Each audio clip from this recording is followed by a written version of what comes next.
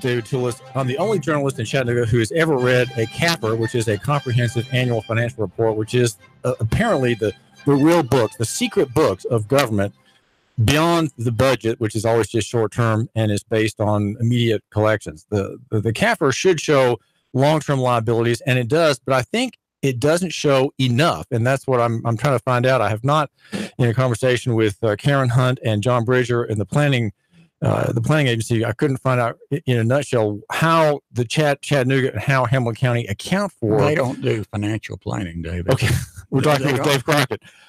The comprehensive annual financial report does it show the long-term liability of Chattanooga Incorporated and Hamilton County Incorporated? Yes or no, Dave Crockett? No.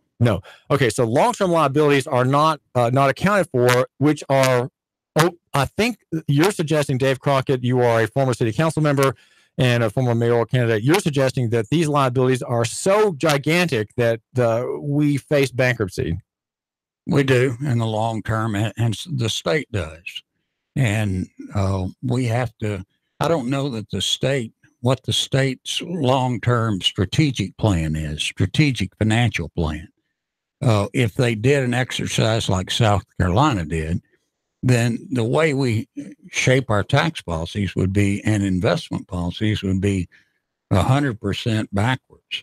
We're on a strategy to go to an untenable spot as a corporation, if you want to consider government as a corporate entity, which we don't do. But they are. But they are.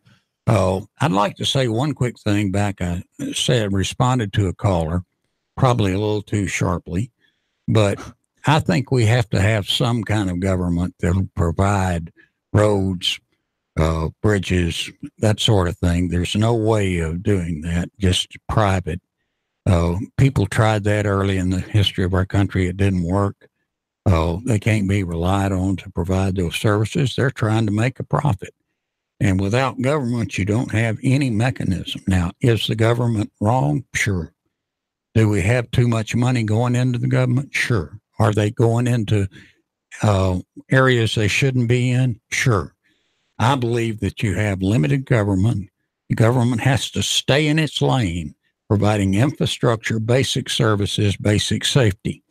But in conjunction with doing that, you have to do that in a coordinated way so that you lure private investment around that infrastructure. And if you did it right, for instance, doing the interstate highway system, if we had kept the right of way that the public was buying with the public monies, instead of giving it to somebody's cousin who was on the legislature, we would own all these interstate intersections as a public, which because the public bought them, and they would be leased back and to people who wanted to develop, and the interstate highway system would be paid for. We wouldn't have to tax people. But that's just an example of how you do things in a smarter way. I would like to tell him that I believe the current education system will not exist in 20 years. And just like you see internet college right now replacing the bricks and mortar college, it's the same thing is going to happen to public school. But, and that will open up a lot of entrepreneurial opportunities and will remove the public from that sector over time. But up to this point, there really hadn't been a lot of good evidence that giving somebody a private education system that it's a mixed bag. Well, Dave, you're here to talk about something different than educational malfeasance, which is something that you may be good at, but let's talk about this, the idea of infrastructure and the debt, the long-term liabilities for repair and maintenance of our expanding infrastructure of bridges, roads, and sewer systems, water treatment plants, water pipes, and the like. These are all things that have required 25-year serious maintenance, and there's not enough taxes collected from the giving of these things to cities and counties, or the creation of these things by cities and counties. There's not enough taxes collected to pay for the repair and maintenance, so they're all going to fall to the weeds at some point out in the future. But initially, I have never seen a planning case from the Planning Commission include financials. I have never seen, when you go to a corporation in the fall, usually we did them where we brought up our capital expenditure request, and we had to have a very detailed business case of why that investment was necessary and what all the financial impacts of that, including the impacts on other product lines, other parts of the business. We had to do that for every single dollar. I have never seen the city, I have never seen the county ever do a business case that this makes financial sense. And the CAFR, I've read CAFRs many times and written about them. They don't talk about these out year liabilities. They do talk about the bonded debt and so on. Those liabilities are there, but by financial contract, but not. It's like somebody going down and buying something on the installment payment. If you can pay you don't go in and say, how much does this car cost? You go in and say, what's a monthly payment? And that's the only question you ask. And that's what's being asked. That's the equivalent of what's being done in government today. We're talking with Dave. What's a monthly payment? If you can cover the monthly payment, to heck with ever paying it all. We've had 60 years of unproductive growth, according to the critics of the current system. They call what we have now a municipal or growth Ponzi scheme, where the new money from new growth, paid for now by debt in the past 25 years, has been paid for largely by municipal and other debt.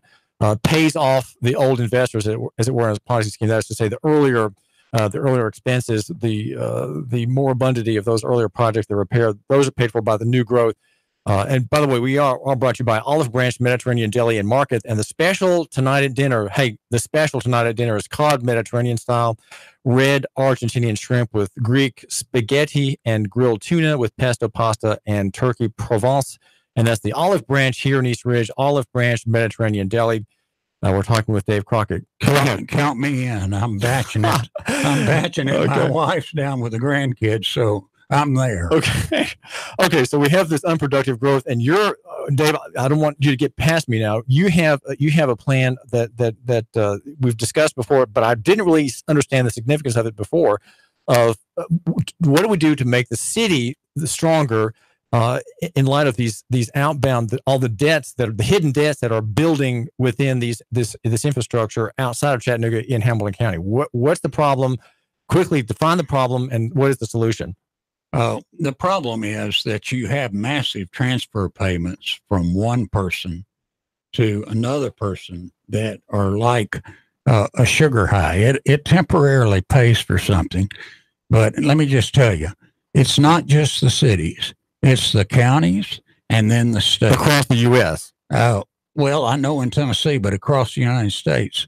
But in Tennessee, it is a city problem. And let me tell you about this de-annexation stuff that you have county commissioners showing up at the state to plead their case on behalf of people that want to get out of the city.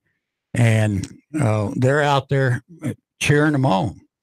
Well, that's just fine. That means that county commissioner is taking on, when those people leave the city, then somebody has to pay for it. Right now, they're in the city where they pay for their fire, police, and whatever.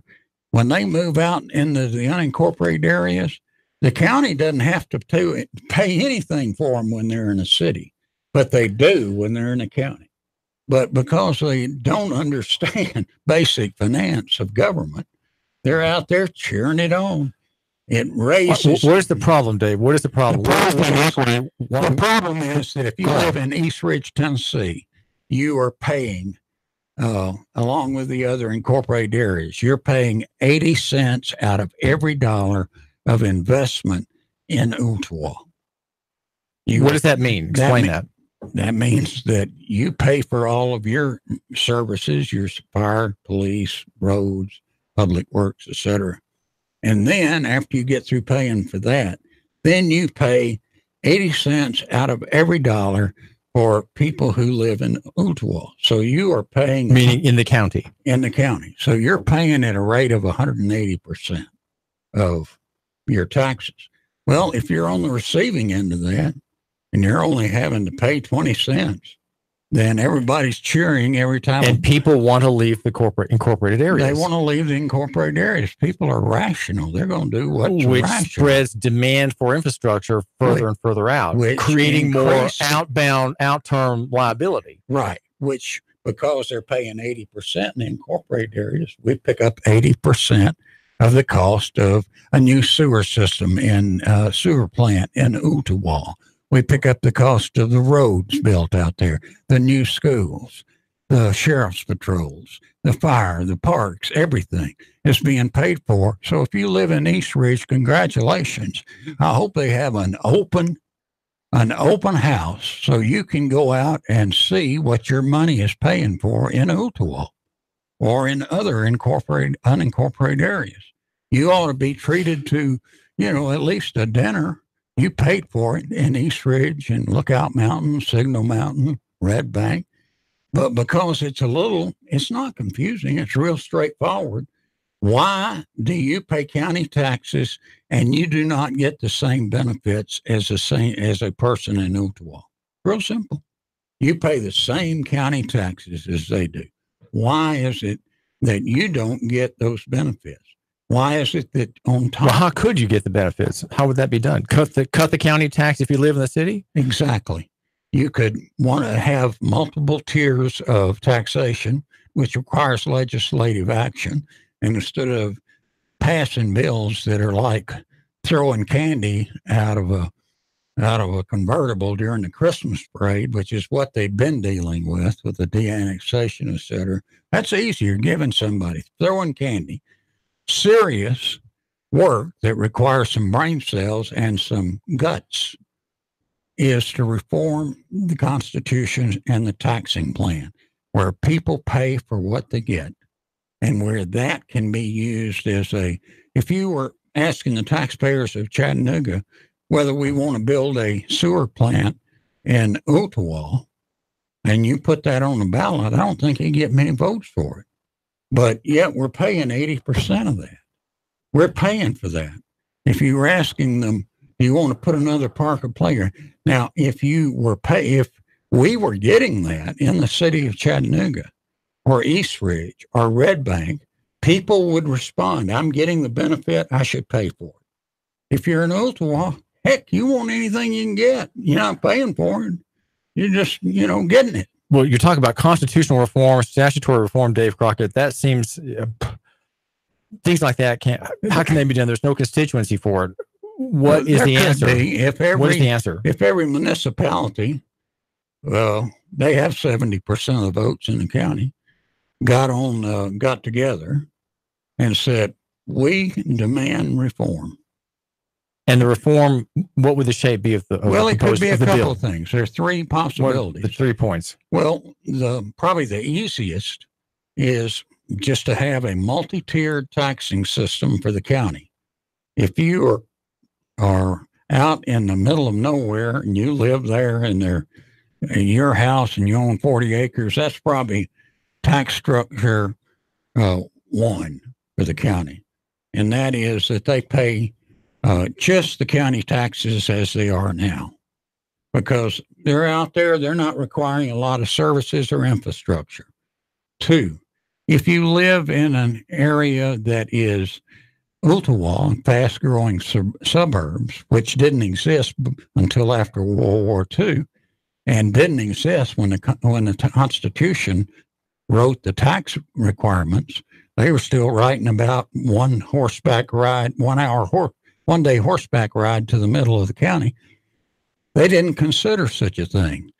So if you live there, then you're in tax structure 2, which means you pay county taxes plus 50% or something like that, which says that you pay a premium because you're near the city. You pay a premium because you are in a high maintenance area. You require a lot of services and a lot of infrastructure, a lot of capital investment. So you pay another tier.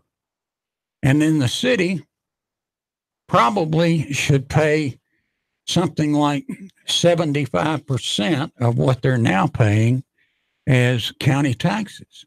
So what does that mean? I don't get that. Well, so if you take your current tax bill and you just subtract 25% of it, then if you live in East Ridge, you just take 25% off your county tax bill to reflect the fact that you're already paying for all those services.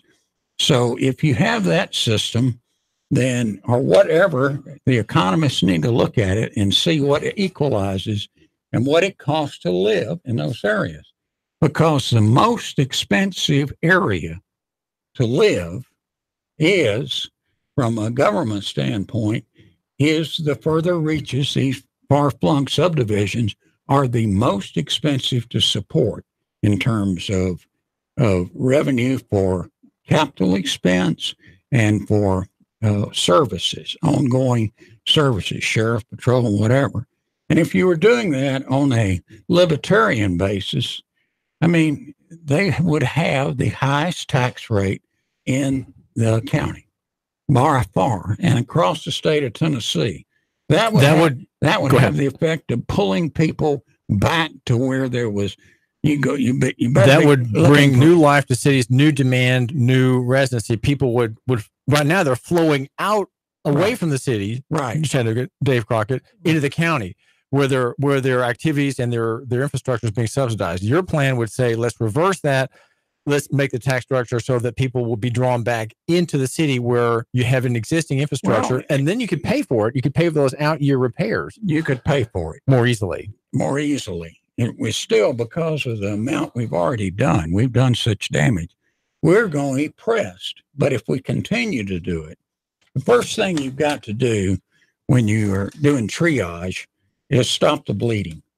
And then you can work on the patient. But don't try to cure him of cancer while he's bleeding a pint a minute. You better save his life first.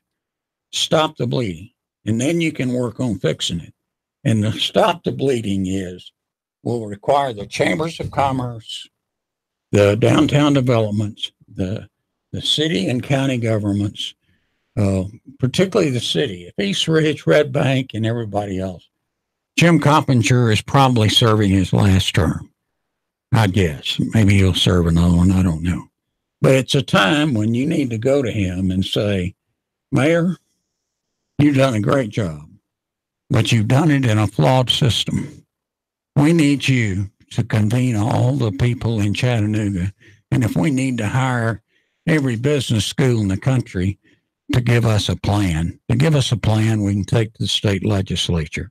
They're not going to do it. They don't do hard things in the state legislature. Trust me on that. They do easy things. They do things where you're throwing candy out of the convertible in the Christmas parade. So you're not going to persuade them to do this with logic. It's going to have to be done. You get them by the voters, their hearts and minds will follow. Dave, how old are you? I'm 73. Do you plan to run for mayor again? I hadn't given that any thought, David. This is Dave Toulis. We're talking with Dave Crockett, who did run for mayor on a kind of reformist platform, and with whom I had quite a few dealings. And though I don't endorse candidates, I did finally say, well, Dave Crockett is the man for Chattanooga, though he is hard to analyze in some ways. He doesn't fit neatly into categories.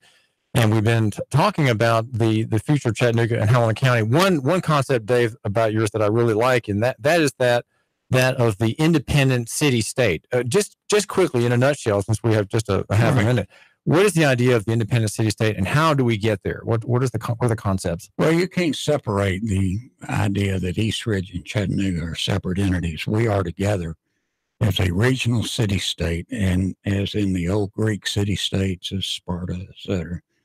And the power of the city-state is 85% of the nation's economies is included in these regional city-states.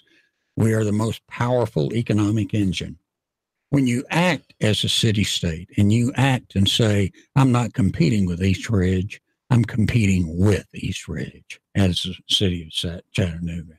And we're starting an effort along the I-75 corridor to how can we work along the I-75 corridor. When we started the Mag-Lev discussion, we said we're not building a railroad, we're building a region. So there will be this fall, starting a regional initiative to look at how we compete and as a I-75 region. And in the only idea of the high-speed maglev is to make the region closer together. You're 30 minutes from the north edge of Atlanta, or 15 minutes from Atlanta to Dalton. You're one place. This is David Toulis. So that's the idea of a city-state. Dave Crockett, thanks very much for joining us. You bet. Thank you, Dave. We've been talking with Dave Crockett, and we're looking to the future of Chattanooga in the era of decentralization, the end of the debt era, and debt is piling up in the infrastructure, unseen and unreported in the comprehensive annual financial reports of municipalities all across the country. You pay for it. You just had a tax increase in Chattanooga. I will guarantee. David Toulis. 3, 2, 1. Chattanooga Radio. Digital FM 95.3 HD4. 92.7 FM's news. Now. Police are on the hunt for a man who walked into the Boost Mobile store on Wilcox demanding money and phones from the clerk at gunpoint. The suspect is described as a man about 6 foot tall, toting a black semi-automatic handgun. If you have information, you can leave an anonymous tip with the CPD. Stephen Reed pled guilty to a triple stabbing that happened back in 2016. Cops say Crystal Canino and Crystal McCarter both died from multiple punctures with a knife. Another victim, Sewell Beck, survived. Reed sentenced to 52 years in prison for the brutal slayings. And a man has been arrested in the Hot Water Road killing. Tracy Bowman was taken in yesterday afternoon. Deputies say he shot and slaughtered 69-year-old Roger Kelly on Hot Water Road in Saudi Daisy. The charges indicate it was a botched robbery. Bowman was arrested in Bradley County, booked into the Hamilton County Jail, charged with criminal homicide and especially aggravated robbery. Belle St. John for Nuga Radio, News Talk 92.7, Action News Now. Sam Jordan, News Talk 92.7, Action Sports Now. High school football season gets into week 2 tonight, and with that, Chattanooga Central and Red Bank will be battling it out. That's our Nuga Radio High School Football Game of the Week, with the countdown to kickoff presented by 101 Personal Training starting at 7:05. Then the kickoff around 7:30. Make sure you tune in after the game for the fifth quarter show with all the various scores and highlights. Ohio State's decision on Wednesday to suspend Urban Meyer for 3 games, despite finding that he engaged in multiple types of misconduct, would have justified firing him with cause, reflecting a calculated choice. It's a choice that could pose far-reaching implications for the school. With it, Meyer will be suspended for 3 games along with athletic director Gene Smith. Tennessee Vols took the practice field yesterday, and they started to sprinkle in some West Virginia prep as they began finishing up fall camp. Sam Jordan, News Talk 92.7, Action Sports Now. Your home is a constant work in progress. Repaint the walls? Yeah, easy enough. Leaky faucet? There's a video for that. But roof repair? You might want some help. That's where Chattanooga Roofing Contractors come in. They have 3 generations of roofing excellence you can count on. Leave the ladder in the garage. Go to chatroofing.com. That's chatroofing.com for Chattanooga Roofing Contractors, a roofing company you can trust. Hey, Karen, you need me for that 1 o'clock? Yes, Cheese, please. Karen, did you get the quarterlies done? Yep, they're filed in the cabinet. Karen, can you describe the initiatives to the new hire? Thanks. Oh, sure. Full-bodied, some floral notes, maybe a hint of dark chocolate. Am I in the right department? Got wine on the mind? Come unwind at Virgola. Italian wine, oysters, caviar, cheeses, and more. Perfect after work or a romantic date night. Virgola Italian Wine Bar, 608 Georgia Avenue. The 25th anniversary of the Trail of Tears Memorial Motorcycle Ride comes to Chattanooga Saturday, September 15th. Join the pre-ride kickoff party at Indian Motorcycle of Chattanooga, Friday the 14th, starting at 4. We'll see you there. Nuga Radio. Are you brain dead? Still voting for pathetic liberals? Take 3 hours of Sean Hannity from 3 to 6. Nuga Radio. Then call us in the morning between 9 and 11. 92.7 Nuga Radio. Man, you sure you know what you're doing? Yeah, I worked with my dad on his truck all the time. Just one more bolt to go. Yeah, wrong bolt. Today's truck ain't your daddy's truck. For repairs on today's vehicles, you need Amco Transmission and Total Car Care of Chattanooga on Lee Highway. Stay on the road, not in the garage. Amco Transmission on Lee Highway. Get it done the right way. The Thompson Pet way. Yeah, I just put that anywhere. I got my business up and running, and it's already expanding. I got lucky. Lucky because I found Signal Voice and Data. Signal Voice and Data can incorporate all of my business information sharing and communications seamlessly, keep my costs down, and let me work more productively with endless connectivity no matter where I might be. That's called working smart, not hard. Go to signalvoicetn.com and bring the future of communication to your business today. signalvoicetn.com. Expect lots of sunshine and more great-looking weather out there through your afternoon. High settling into the lower to middle 80s. Tonight, clear, comfortable again. Lows 63 to 65. For your weekend, a little warmer, but still looking dry with some